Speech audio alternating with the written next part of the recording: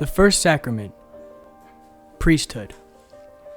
The priesthood is the ministry of meditation between God and man in those things which impart forgiveness and sin, convey blessings and put away wrath. It is divided into imperfect, as was that of the law, and perfect as that of the church. The foundation of the priesthood in the church is laid on the declaration of the Lord of the priesthood to St. Peter. To thee I shall give the keys of the kingdom of heaven. Whatsoever thou shalt bind on earth shall be bound in heaven, and whatsoever thou shalt loose on earth shall be loosed in heaven. Its superscripture comes from the other injunction, feed my lambs, feed my sheep, feed my ewes. Its completion and perfection from that he breathed on them, saying, Receive ye Holy Spirit. If ye forgive a man of his sins, they are forgiven to him, and you withhold forgiveness of a man's sins, they shall be held. The old priesthood was one of generation, and not one that was based upon manner of life and will. But the new priesthood by apostolic succession, and imparted in the church through the laying on hands, is given to those who are deemed worthy of it after examination of their manner of life and thought. Let these be first examined, and let them minister be found blameless.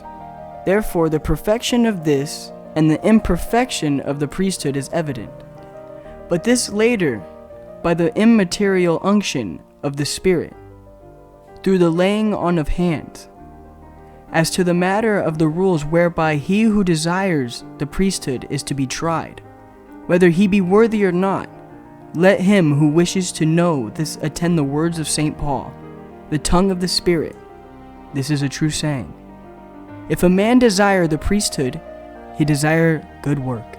He who becomes a priest must be blameless, the husband of one wife, alert mentally, modest, of good behavior, given to hospitality, apt to teaching, not given to wine, not hasty to strike, but patient, not quarrelsome, and not greedy.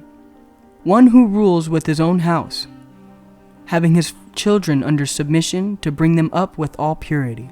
For if a man not know how to rule his own house, how can he take care of the church of God? He should not be a recent convert, lest he be proud and fall into condemnation of Satan.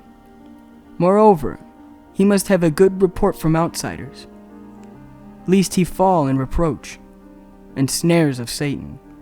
Likewise, the deacons must be pure, not double-tongued, not given to much wine, and they should not love impure prophets, holding the mystery of the faith in pure conscience. And let these, that all the degrees of priesthood be first proved, and only then should they be minister, being found blameless. Amen.